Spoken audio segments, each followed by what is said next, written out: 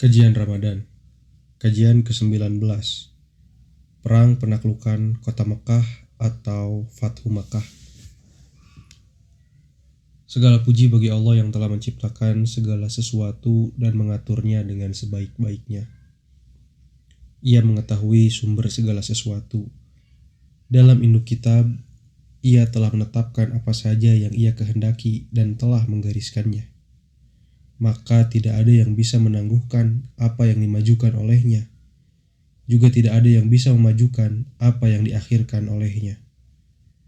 Tidak ada yang bisa menolong orang yang direndahkan olehnya, dan tidak ada yang bisa merendahkan siapa yang ditolong olehnya. Hanya Dia sendiri yang memiliki kerajaan dan kekekalan, serta kemuliaan dan kesombongan. Siapa saja yang berani menentangnya dalam hal ini, maka Allah pasti akan merendahkannya. Hanya Dia satu-satunya yang Maha Esa, Rob yang menjadi sandaran. Tidak ada sekutu baginya dalam segala hal yang diciptakannya. Ia Maha hidup dan Maha berdiri sendiri. Betapa lurusnya Dia di dalam mengurus ciptaannya.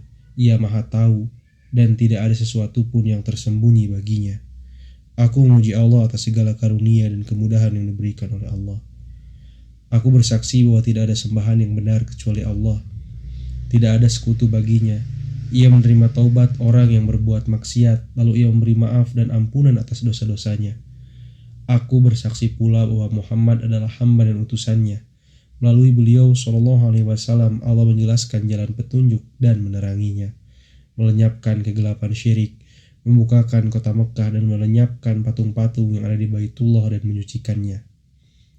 Semoga Allah mencurahkan sholawat dan salam kepada beliau, kepada keluarga beliau, kepada para sahabat beliau yang mulia lagi baik, serta kepada siapa saja yang mereka dengan berbuat baik selama bulan masih mengalami purnama. Sebagaimana dalam bulan yang penuh berkah ini pernah terjadi perang Badar, di mana Islam meraih kemenangan dan menaranya menjadi tinggi, maka dalam bulan ini pula terjadi penaklukan kota Mekah atau Fathu Makkah pada tahun ke-8 Hijriah. Dengan penaklukan besar atas kota Mekah ini, Allah menyelamatkannya dari kemusyrikan yang penuh dosa dan kemudian berubah menjadi sebuah negeri Islam yang dihuni oleh ketauhidan yang menggantikan kecongkakan. Di situ dikumandangkan penyembahan kepada Zat yang Maha Tunggal yang Maha Perkasa. Sementara itu berhala-berhala syirik menjadi hancur. Penyebab dari penaklukan yang agung ini adalah bahwa ketika telah terjadi perjanjian damai antara Nabi SAW dengan Quraisy di Hudaybiyah pada tahun ke-6 Hijriah, maka siapa saja yang ingin masuk ke dalam perjanjian Nabi SAW dipersilahkan, dan siapa saja yang ingin masuk ke dalam perjanjian dengan Quraisy juga dipersilahkan. Lalu Khuza'ah masuk ke dalam perjanjian dengan Nabi SAW, sedangkan Bani Bakr masuk ke dalam perjanjian dengan Quraisy. Di antara kedua kabilah ini pernah saling menumpahkan darah di masa jahiliyah, dan ternyata Bani Bakr memanfaatkan kesempatan masa tenang dan damai ini untuk menyerang Khuza'ah. Sedangkan mereka dalam keadaan tenang dan tidak siap perang. Ternyata kaum Quraisy membantu sekutunya yaitu Bani Bakr ini, dengan mengerahkan pasukan tambahan dan persenjataan secara diam-diam untuk menggempur Khuza'ah yang merupakan sekutu Nabi SAW. Sekelompok orang dari Khuza'ah melapor kepada Nabi SAW mengenai tindakan yang dilakukan oleh Bani Bakr serta bantuan yang diberikan oleh kaum Quraisy kepada mereka. Orang Quraisy pada akhirnya menyesal. Mereka merasa bersalah dan menyadari bahwa dengan tindakan tersebut mereka berarti telah menggugurkan perjanjian.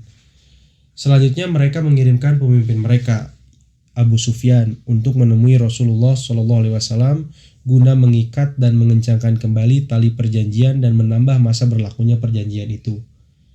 Ia pun berbicara mengenai hal itu kepada Nabi SAW, namun beliau tidak mau memberi jawaban. Selanjutnya ia berbicara kepada Abu Bakar dan Umar radhiyallahu anhum agar sudi membantu menyampaikan maksudnya ini ke hadapan Rasulullah SAW. Namun hal ini tidak membawa hasil. Selanjutnya ia berbicara kepada Ali bin Abi Thalib radhiyallahu anhu dan masih juga tidak membawa hasil. Ia berkata kepada Ali, "Bagaimana pendapatmu, wahai Abul Hasan?" Ali menjawab, "Sungguh aku tidak tahu apa yang kiranya akan berguna buatmu."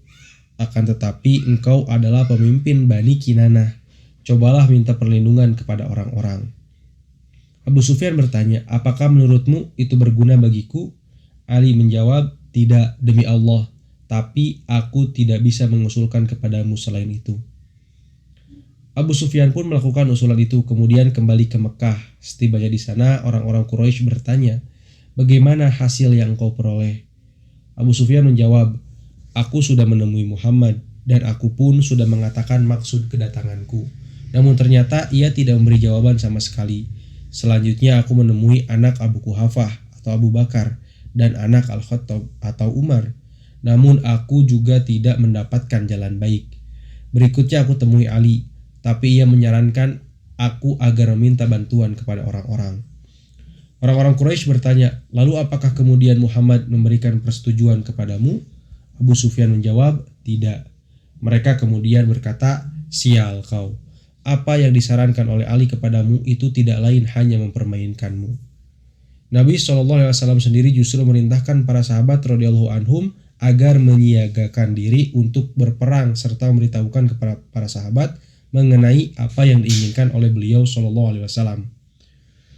Beliau juga meminta agar kabilah-kabilah yang ada di sekitar beliau SAW turut serta dalam ekspedisi ini. Beliau SAW bersabda, ya Allah, jangan sampai kaum Quraisy mengetahui dan melihat rencana ini sehingga kami bisa menyerbu mereka secara tiba-tiba di negeri mereka. Selanjutnya, Rasulullah SAW keluar dari kota Madinah dengan mengerahkan sekitar 10.000 pasukan. Beliau SAW menyerahkan urusan kota Madinah kepada Abdullah bin Ummi Maktum. Di tengah perjalanan, tepatnya di Juhfah, beliau SAW bertemu dengan paman beliau, Abbas, dengan membawa keluarga dan kerabatnya dalam rangka hijrah menuju Madinah untuk menyatakan keislamannya. Sedangkan di sebuah tempat yang bernama Abwa, beliau SAW bertemu dengan anak paman beliau, yaitu Abu Sufyan bin Haris bin Abdul Muthalib, bukan Abu Sufyan bin Harb, dan juga anak bibi beliau, Abdullah bin Abi Umayyah. Keduanya dahulu adalah orang yang sangat keras di dalam musuhi Nabi SAW. Namun keduanya kemudian masuk Islam dan Nabi SAW pun menerima keduanya. Tentang Abu Sufyan ini beliau SAW bersabda, aku harap kiranya ia bisa menjadi pengganti dari Hamzah. Ketika sampai di sebuah tempat yang bernama Mar Az-Zahran dekat Mekah, beliau SAW merintahkan pasukan agar menyalakan 10.000 obor. Beliau SAW menyuruh Umar bin Khattab radhiyallahu anhu untuk memimpin penjagaan. Sementara itu Abbas radhiyallahu anhu mengendarai bagol. Nabi SAW untuk mencari seseorang agar menyampaikan berita kepada Quraisy agar mereka keluar menemui Nabi SAW dan meminta perlindungan dan jaminan keamanan dari beliau SAW. Sehingga tidak terjadi pertempuran di Mekah, negeri yang aman itu. Ketika dalam perjalanan, Abbas mendengar percakapan antara Abu Sufyan bin Harb dengan Budail bin Warqa. Abu Sufyan bertanya kepadanya, aku sama sekali belum pernah melihat api seperti malam ini. Budail berkata, itu adalah pasukan Khuza'ah. Abu Sufyan menyangkal, Khuza'ah jauh lebih sedikit dan lebih rendah dari itu. Abbas tahu betul itu suara Abu Sufyan. Abbas pun memanggil Abu Sufyan. Lalu Abu Sufyan berkata, ada apa denganmu, Abu Fadl? Abbas berkata, Rasulullah SAW sedang berada di tengah-tengah kerumunan orang itu. Lalu apa yang harus aku lakukan? Tanya Abu Sufyan. Naiklah bagol bersamaku, aku akan membawamu ke hadapan Rasulullah SAW. Dan aku akan memintakan jaminan keamanan buatmu dari beliau, kata Abbas. Abbas kemudian membawanya ke hadapan Nabi SAW. Beliau berkata kepadanya, celakalah kau, wahai Abu Sufyan. Bukankah sudah waktunya bagimu untuk mengetahui bahwa tidak ada sembahan yang benar kecuali Allah? Abu Sufyan menjawab, demi bapak ibuku, sungguh engkau adalah seorang yang paling penyantun, paling pemurah, dan paling suka menyambung tali kekeluargaan. Sungguh aku sudah menyadari bahwa tidak ada sembahan yang benar kecuali Allah. Kalau saja ada sembahan lain, pasti aku tidak akan membutuhkannya.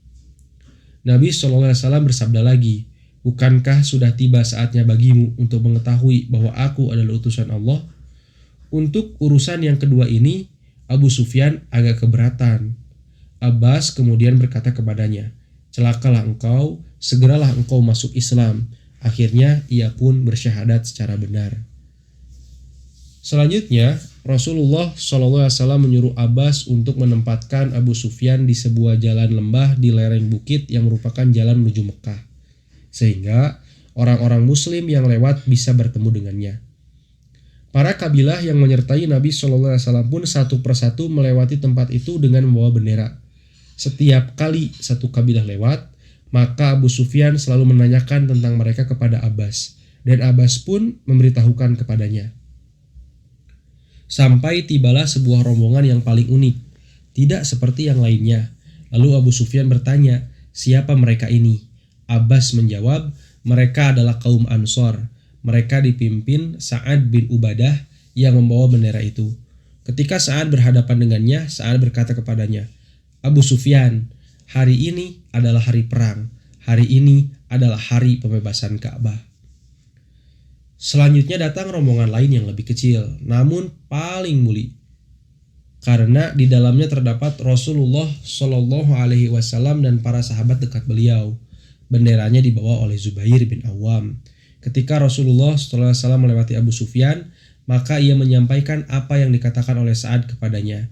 Nabi Shallallahu Alaihi Wasallam kemudian bersabda, "Sa'ad bohong. Yang benar adalah bahwa hari ini adalah hari di mana Allah mengagungkan Ka'bah dan hari di mana Ka'bah itu diberi kiswah." Selanjutnya Rasulullah SAW menyuruh agar bendera yang dibawa oleh Sa'ad itu diambil untuk diberikan kepada putranya Qais. Beliau SAW memandang bahwa bendera itu bukan berarti sama sekali lepas dari Sa'ad karena toh bendera itu diberikan kepada putranya. Kemudian beliau Shallallahu Alaihi Wasallam melanjutkan perjalanan dan memerintahkan agar benderanya diikatkan di tongkat. Rasulullah Shallallahu Alaihi Wasallam kemudian memasuki kota Mekah dengan gagah perkasa dengan menyandang kemenangan, seraya menundukkan kepalanya sebagai wujud sikap tawadu di hadapan Allah Azza wa Jalla, sampai-sampai jidat beliau hampir menyentuh hewan tunggangannya. Beliau Shallallahu Alaihi Wasallam membacakan ayat, "Sesungguhnya kami telah memberikan kepadamu kemenangan yang nyata." Quran Surat Al-Fat ayat 1. Beliau SAW bersabda, "Siapa yang masuk ke dalam masjid maka ia aman. Siapa yang masuk ke dalam rumah Abu Sufyan maka ia aman. Siapa yang masuk rumahnya dan menutup pintunya maka ia aman." Sesudah itu Rasulullah SAW berangkat sampai akhirnya tiba di Masjidil Haram, lalu melakukan tawaf di atas binatang tunggangan beliau. Ketika itu di sekeliling Ka'bah terdapat 360 patung. Beliau SAW pun mulai mendorongnya dengan busur panah yang dibawa oleh beliau dan membacakan firman Allah, "Yang benar telah datang dan yang batil telah lenyap. Sesungguhnya yang batil itu adalah sesuatu yang pasti lenyap." Quran Surat Al-Isra ayat 81. Kebenaran telah datang dan yang batil itu tidak akan memulai dan tidak akan pula mengulangi. Quran Surat Saba ayat 49. Patung-patung itu kemudian berjatuhan dengan muka di bawah. Selanjutnya Nabi SAW masuk ke dalam Ka'bah. Ternyata di dalamnya terdapat lukisan, lalu beliau SAW merintahkan agar dihapus.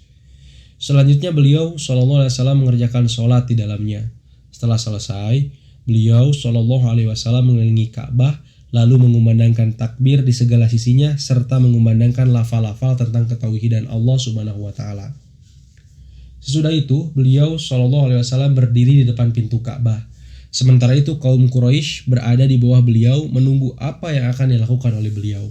Sambil memegang tiang pintu, beliau SAW bersabda, "Tidak ada sembahan yang benar selain Allah. Tiada sekutu baginya. Ia adalah pemilik kerajaan dan segala pujian. Ia maha kuasa atas segala sesuatu. Ia telah menunaikan janjinya, menolong hambanya, dan menghancurkan golongan-golongan musuh. Wahai sekalian bangsa Quraisy, sesungguhnya Allah telah menghilangkan kebanggaan jahiliyah dan pengagungan terhadap nenek moyang. Manusia itu seluruhnya berasal dari Adam, sedangkan Adam berasal dari tanah. Hai manusia, sesungguhnya kami menciptakan kamu dari seorang laki-laki dan seorang perempuan, dan menjadikan kamu berbangsa-bangsa dan bersuku-suku supaya kamu saling mengenal. Sesungguhnya orang yang paling mulia di antara kamu di sisi Allah ialah orang yang paling bertakwa di antara kamu. Sesungguhnya Allah Maha mengetahui lagi Maha mengenal. Quran Surat Al-Hujurat ayat 13. Wahai sekalian bangsa Quraisy, apa yang kalian duga akan aku lakukan terhadap kalian? Mereka menjawab, engkau hanya akan melakukan sesuatu yang terbaik, karena engkau adalah saudara yang mulia, anak dari saudara yang mulia juga. Beliau SAW bersabda, sesungguhnya aku katakan kepada kalian sebagaimana yang dikatakan Yusuf kepada saudara-saudaranya. Pada hari ini tak ada cercaan terhadap kamu. Mudah-mudahan Allah mengampuni kamu. Quran Surat Yusuf ayat 92. Sekarang berangkatlah kalian semua bebas. Pada hari kedua dari Fathu Makkah ini, Nabi SAW berdiri menyampaikan khutbah di tengah-tengah manusia. Beliau SAW memuji Allah dan memberikan sanjungan kepadanya. Selanjutnya beliau SAW bersabda, sesungguhnya Allah telah mengharamkan atau menjaga kesucian kota Makkah, sementara itu orang-orang tidak mengharamkannya. Maka dari itu, tidaklah halal bagi seseorang yang beriman kepada Allah dan hari akhir untuk menumpahkan darah di kota suci ini. Juga tidak ada yang boleh menebang pepohonan. Jika ada orang yang beralasan dengan peperangan yang dilakukan oleh Rasulullah, maka katakan bahwa Allah telah mengizinkan kepada Rasulnya, tetapi tidak mengizinkan kepada kalian. Allah mengizinkan buat aku ini pun hanya suatu saat dari siang hari saja, dan kemudian keharaman atau kesuciannya telah kembali lagi pada hari ini sebagaimana keharamannya kemarin. Maka hendaklah yang hadir di sini menyampaikan kepada yang tidak hadir. Waktu yang dihalalkan bagi Rasulullah SAW itu adalah mulai dari terbitnya matahari hingga waktu sholat asar pada hari penaklukan kota Mekah. Selanjutnya beliau SAW bermukim di Mekah selama 19 hari dengan mengqashar sholat serta tidak menjalankan puasa pada sisa hari-hari bulan puasa itu. Karena beliau SAW tidak berniat untuk menghentikan safar beliau. Beliau sengaja tinggal di Mekah selama 19 hari itu dalam rangka mengukuhkan pemancangan tauhid dan pilar-pilar Islam, meneguhkan keimanan serta membaiat orang-orang. Dalam hadis sahih disebutkan riwayat dari Mujasyi bahwa ia berkata, aku menemui Nabi SAW bersama saudaraku pada peristiwa Fathu Makkah agar berbaiat kepada beliau untuk berhijrah. Beliau SAW kemudian bersabda, orang-orang yang berhijrah itu telah pergi dengan segala yang mereka bawa, tapi aku akan membaiatnya kepada Islam, iman, dan jihad. Dengan penaklukan kota Mekah yang nyata ini menjadi sempurnalah pertolongan dari Allah Subhanahu wa Ta'ala.